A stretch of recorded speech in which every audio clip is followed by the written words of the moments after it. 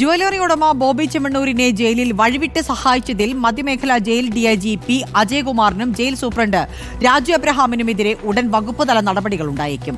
ഇവർക്കെതിരെ നടപടി ശുപാർശ ചെയ്യുന്ന റിപ്പോർട്ട് ജയിൽ മേധാവി സർക്കാരിന് കൈമാറി. രണ്ടുപേരെയും മാറ്റി നിർത്തി വിശദമായ അന്വേഷണം വേണമെന്നാണ് റിപ്പോർട്ടിൽ ആവശ്യപ്പെടുന്നത്. നടിക്കെതിരെ അപകീർത്തി പരാമർശം നടത്തി എറണാകുളം ജയിലിലെത്തിയ ബോബി ചെമ്മണ്ണൂരിന് ഉന്നത ഉദ്യോഗസ്ഥർ വഴിവിട്ട് സഹായം നൽകിയിരുന്നു. തുടർന്നാണ് ജയിലാസ്ഥാനത്തെ ഡിഐജി NK വിനോദ് കുമാർ അന്വേഷണം നടത്തി റിപ്പോർട്ട് സമർപ്പിച്ചത്. മധ്യമേഖലാ ജയിൽ ഡിഐജി പി അജയകുമാറും ജയിൽ സൂപ്രണ്ട് രാജു എബ്രഹാമും കുറ്റക്കാരെന്ന് റിപ്പോർട്ടിൽ പറയുന്നു.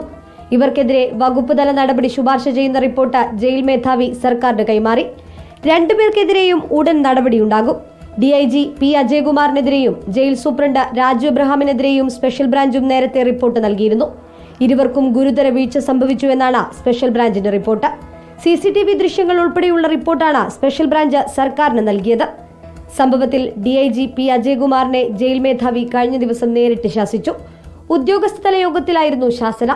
അതേസമയം ഉന്നത ഉദ്യോഗസ്ഥർക്കെതിരെ മൊഴി നൽകിയ കീഴുദ്യോഗസ്ഥരെ സ്വാധീനിക്കാൻ ശ്രമവും നടന്നു. മൊഴി നൽകിയ 20 ജയിലുദ്യോഗസ്ഥരെ അജയകുമാറും രാജു എബ്രഹാമും സമീപിച്ചെന്നാണ് വിവരം. റിപ്പോർട്ടർ, തിരുവനന്തപുരം.